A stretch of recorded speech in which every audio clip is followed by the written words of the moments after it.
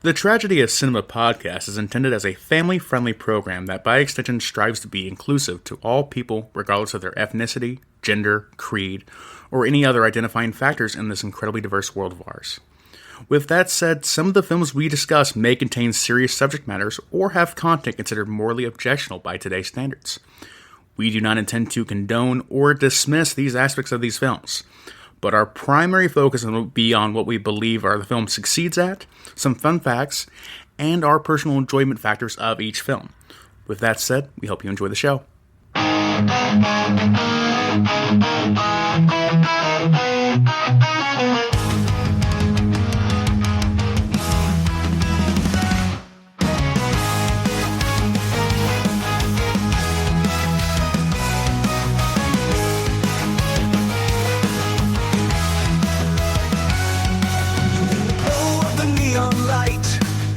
Jimbo and Kyle take flight. 80s dreams are its delight. In the realm of black and white.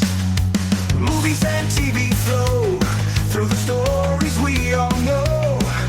Silver screen tales unfold in the magic they bestow. The tragedy of cinema, when memories shimmer. Join us as we toast to the tales we love the most.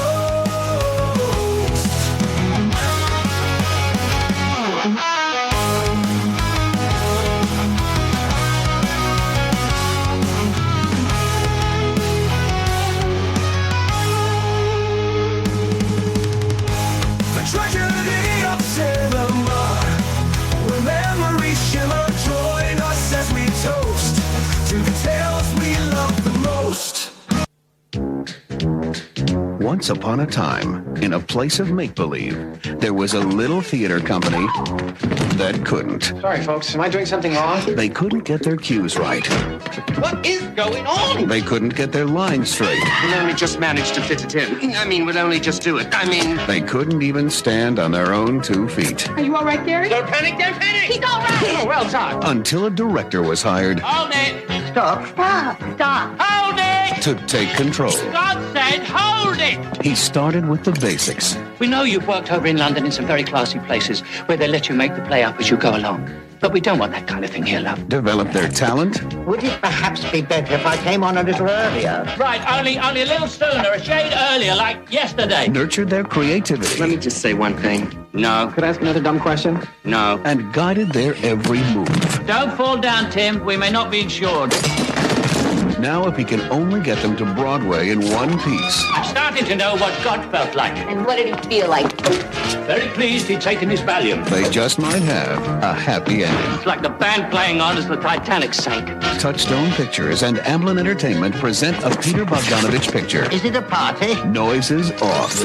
I've worked with a lot of directors, but I've never met one who is so totally and absolutely, I don't know. Beautifully put, Gary.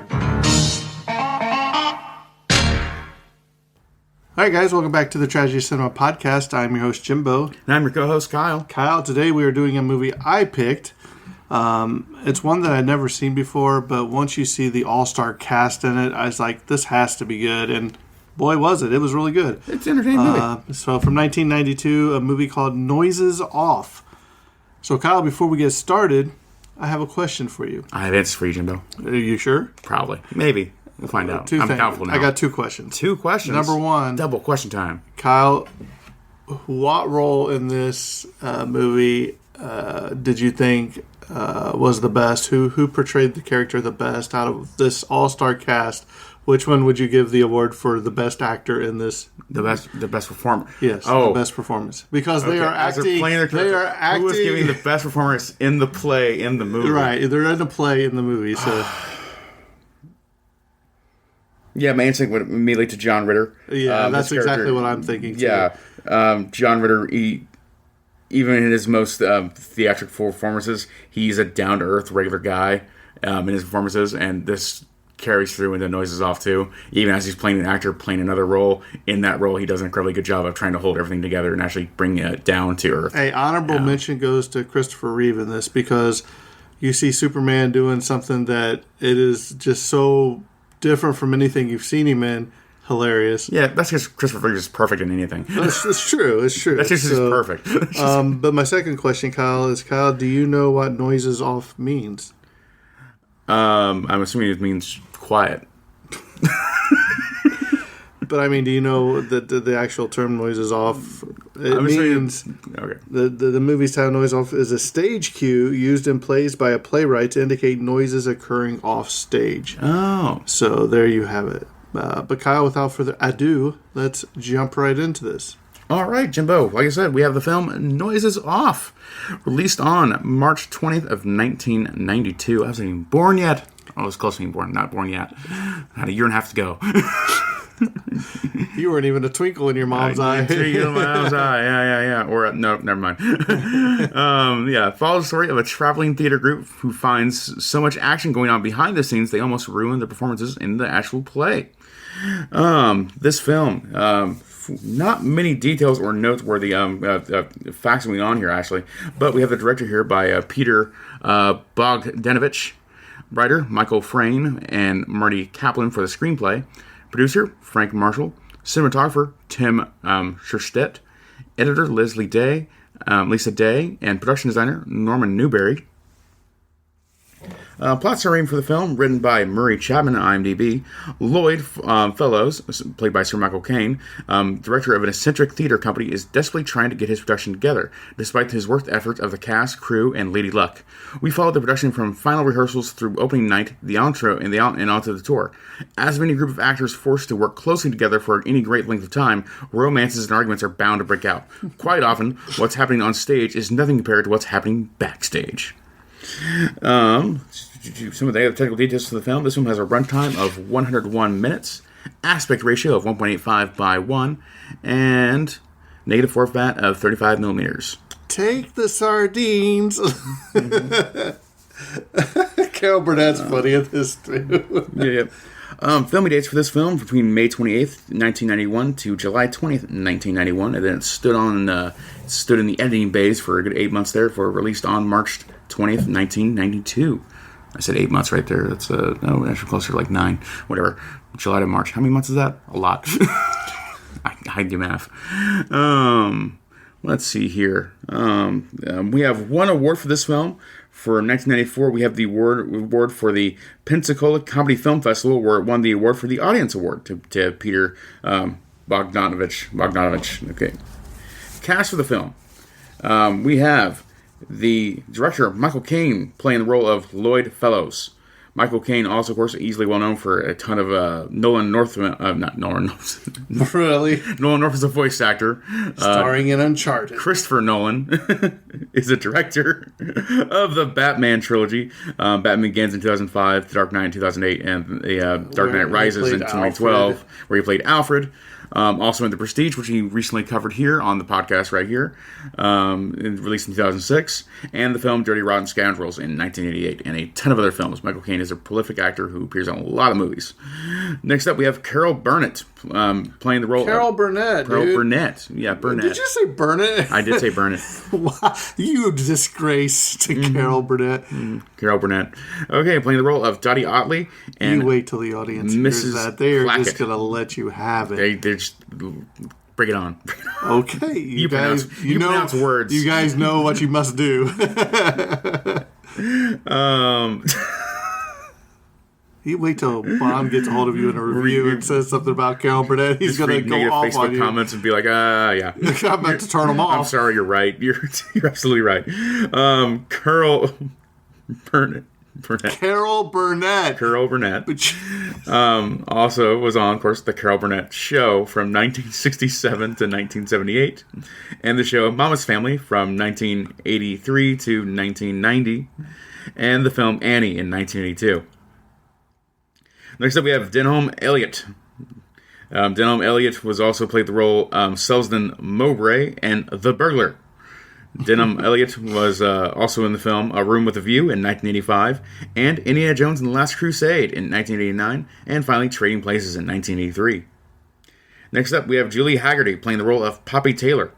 Julia Haggerty was also in the film Freddy Got Fingered in 2001. Really? You had to write that one down? I didn't have to write that one down. That was the first notes on the IMDb page. That's terrible. So I got to keep it. Airplane in 1980. And What About Bob, which I didn't write down the year for, but I'm pretty sure that was 92, I think. That's a great movie. What About Bob is a great movie. What About Bob?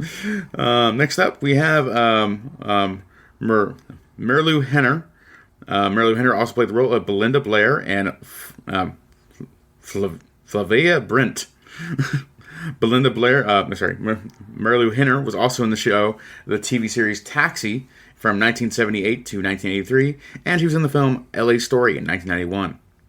Next up, we have Mark Lindbaker playing the role of Tim Allgood. Mark Lindbaker was also in the film My Favorite Year in 1982, and he was in the show Perfect Strangers from 1986 Did to you like 1993. Perfect Strangers, Kyle? No, I know nothing about it. Is it a good show? Kyle, it's Should I hold it in high regard? Fantastic. The best show I never watched. It's where he played Cousin Lad, or he also had Balky Bartokomous in it. But it's also where Family Matters got the spinoff because Carl was like the security guard at the cop at the place that they ran or whatever. So okay. I know of Family Matters, but I don't know much of it. Man. Yeah. So back in my day, Kyle, we used to have this thing called TGIF, and on Fridays from like 8 Thank God it's to Friday, 10, yeah. there was 4 sitcoms basically. It was like Family Matters, Perfect Strangers, Full House, and like Step by Step or something. Okay. But definitely need to check it out. It's good stuff. Fair enough. Cool. I believe you. This was probably good. They probably hold up pretty well, too. Next up, we have Christopher Reeve playing the role of Frederick Dallas and Philip Brent. Christopher Reeve. Dun, dun, dun, dun, dun, dun, dun, dun, dun, dun. Played Superman. Speaking of that, Kyle and I, probably by the time this comes out, we'll probably have been sitting in a movie theater, bawling our eyes out, watching the new more than documentary on Christopher Reeve. It comes out October 16th. I'm not sure when this one's going to drop because we got several episodes ahead of it. But I mean, I was crying watching the trailer for it. It's really, really as was I. Sad. It's rough. So, but he's one of my favorites. So I'm going to go see it. Mm-hmm. Agreed. We'll definitely go watch it. It'll be a good film. Christopher Reeve also famous for other films such as Rear Window in 1998 and Somewhere in Time in 1980. I didn't know they remade Rear Window. Is that the remake of the Jimmy Stewart Rear Window? I'm assuming as such. Actually, I didn't check. I haven't seen the film Rear Window, so I'm not sure. But that was in the end. Of course, you've never seen Psycho either, so why? Exactly. Yeah. But I have seen Rear Window 2. I just haven't seen you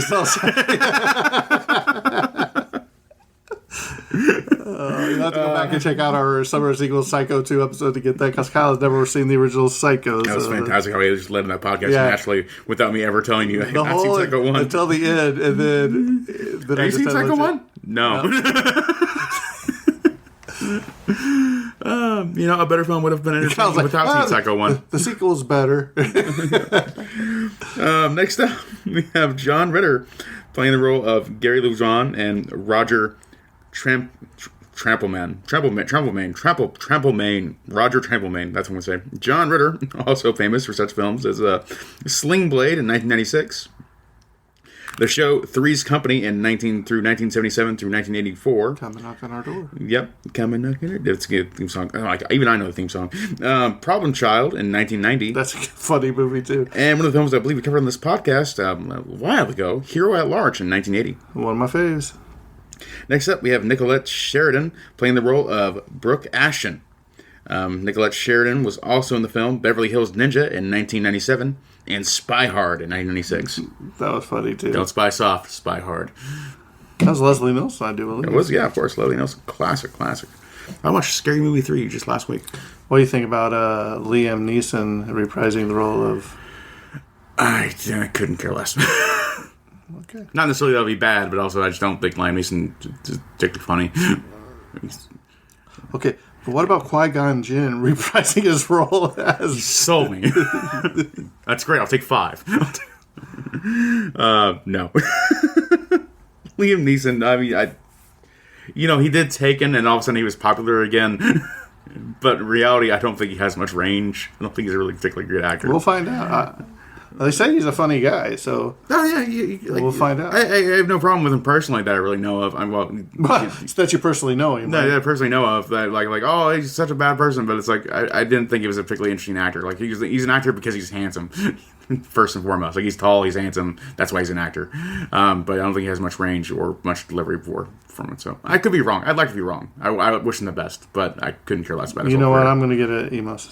I don't know who you are. I am the biggest Liam Neeson fan. I don't know who you are. And I'm going to do the take I don't know where you're from. The take him monologue. But Kyle, I will hunt you down. That's fair. That's fair. With a shin kick. Yeah. And 15 cuts between it. Because I'm an old man, Ashley. I can't do this. Yeah. But yeah, that covers the cast. Oh, yes, cut the cast of Noises Off. Every other character is just a stagehand in the background that's completely unnamed, or the audience that has a full audience when they have scenes with a live show, obviously. So that's pretty cool. That includes the cast of Noises Off. Jimbo, let's go into some trivia notes. All right, there's not much here, so here we go. Two of the characters' names were changed from the original stage play because this is actually a play. I believe over in England, Britain, somewhere in there. I didn't catch where it was originally from. But Lloyd Dallas was the director and Frederick Fellows the actor. In the movie version, they are Lloyd Fellows, the director, and Frederick Dallas, the actor. So they did a little bit of reworking there. Yeah. The play within the movie is titled Nothing On. So, Audrey Hepburn was offered a major role. Oh, that would have been cool. That would have been awesome. Yeah. We like Audrey Hepburn on this podcast. Gary John Ritter mispronounces Dottie Carol Burnett, as Kyle would say, character Mrs. Clackett's name 7 times wrong. Number 1, Mrs. Crockett. Number 2, Mrs. Clockett. Number 3, Mrs. Crackett. Number 4, Mrs. Blackett. Number 5, Mrs. Sprocket. Number 6, Mrs. Spratchett. And number 7, Mr. Splotchett. Number Mrs. 8, Splotchett. Mrs. Burnett. Yeah. I mean, it's something when you watch a movie and say, "Oh, that guy's a great actor," but to see them go in a movie to doing a play in a movie, and just to see how they change characters from the play to the movie, amazing. Playing a role, and John Ritter is hilarious. Oh yeah, and then you got Christopher Reeve, who can't even think about violence or he gets a nosebleed. Hilarious, truly. Oh man, especially against type, it's perfect for Christopher. Oh yeah. And then once he got that glue stuck to his hands or what? Fantastic. Oh man, the dumbest things possible, always. Carol Burnett and Dorothy Loudon, who was the original Broadway Dottie, both played Miss Hannigan in the musical Annie.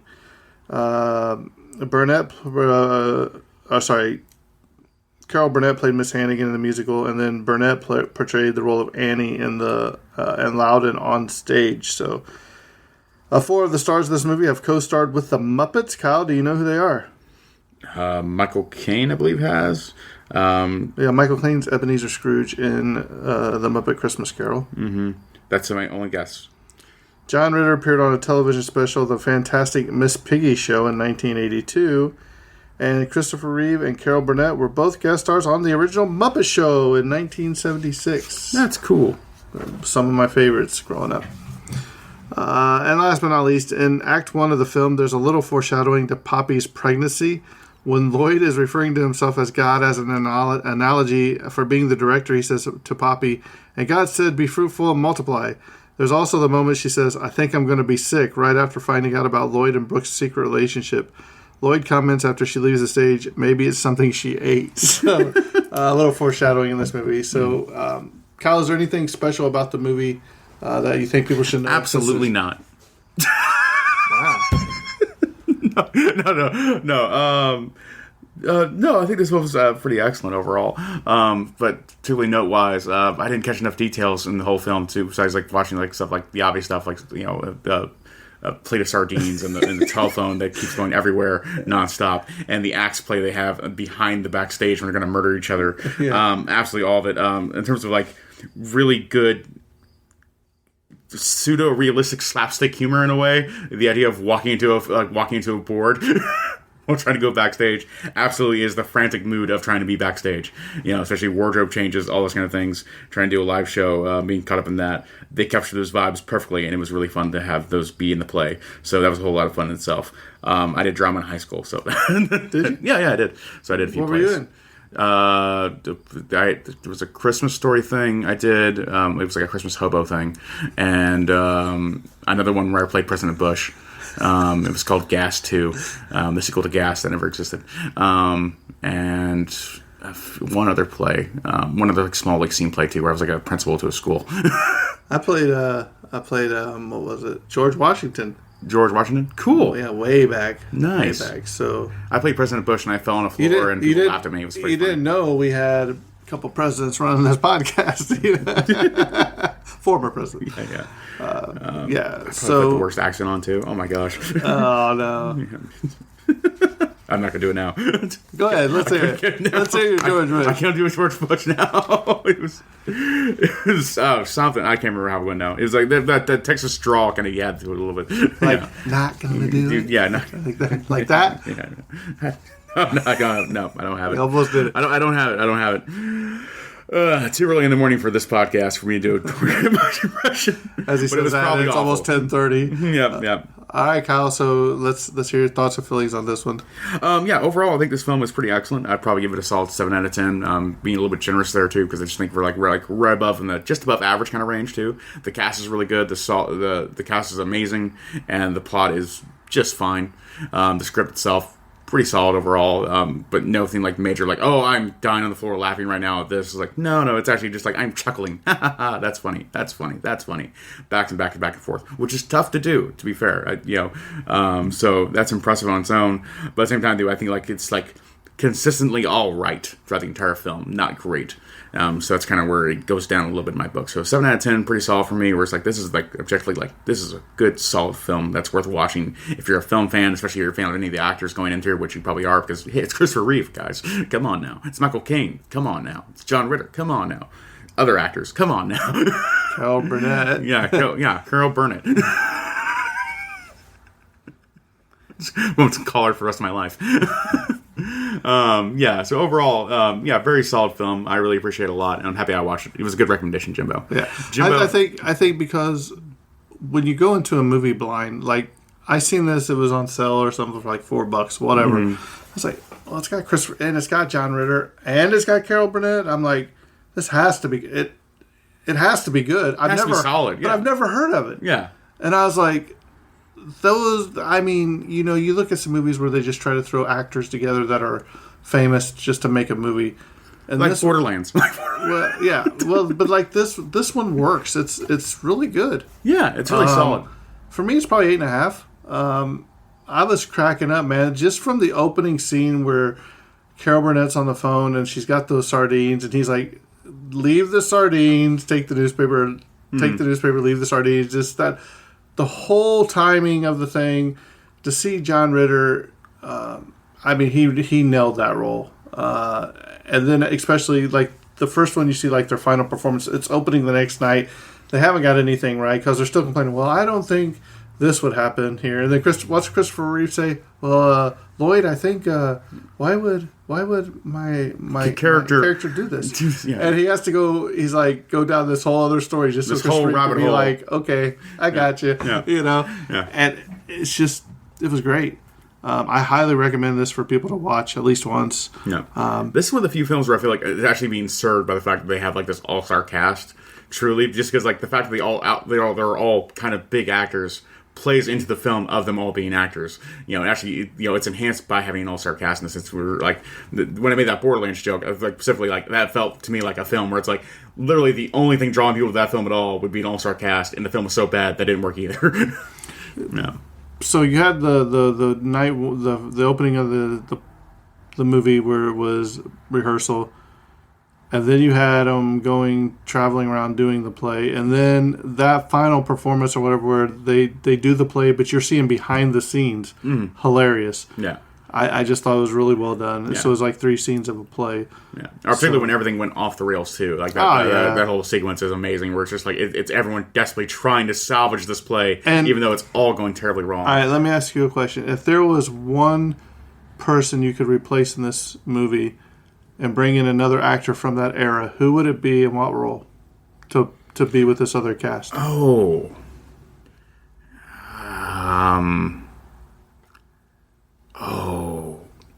I would probably replace Michael Caine, and hear me out here, with William Shatner. Well, here was my two suggestions. Number one, who's the guy that played the drunk, the burglar? Oh, Mark. Oh no, sorry, the burglar. The burglar. Yeah, Denholm Elliott. Yeah, I'd take him out and I'd put Robin Williams in there. Oh, it'd be perfect. And too. then I would take Michael Caine out and I'd put Gene Wilder in. Oh my god! And I think that would have been a 10 out of a 10 for me. Because Robin Williams in here would be great with, oh my god, especially perfect. at the height of Mork and Mindy, with that in this role, I think he would have killed it. So. Oh my gosh, yes, you're so right. Yeah, I mean, I'd probably rework that role a little more to put more Robin Williams in there. Just right. But yeah. I'm just saying, it would have brought a different character to that. Oh yeah, that would have been hilarious. Even perfect for it. Yeah. Well, I know this is a little bit of shorter episode, so when I drop this one, I'll probably drop a second episode of something we have. Either I Can't Believe That's a Movie or Twilight Zone or something. Got a double decker on this one. Yeah, the old double decker. Got to stack it up. So, if you'd like to follow us, we are the Tragedy Cinema Podcast.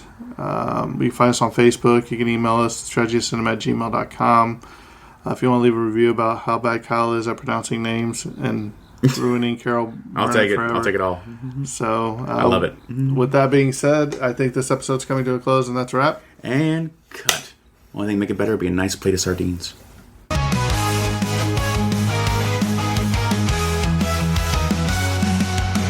tragedy of cinema, where memories shimmer. Join us as we toast to the tales we love the most. The tragedy of cinema, where memories shimmer. Join us as we toast to the tales we love the most. Those we love the most.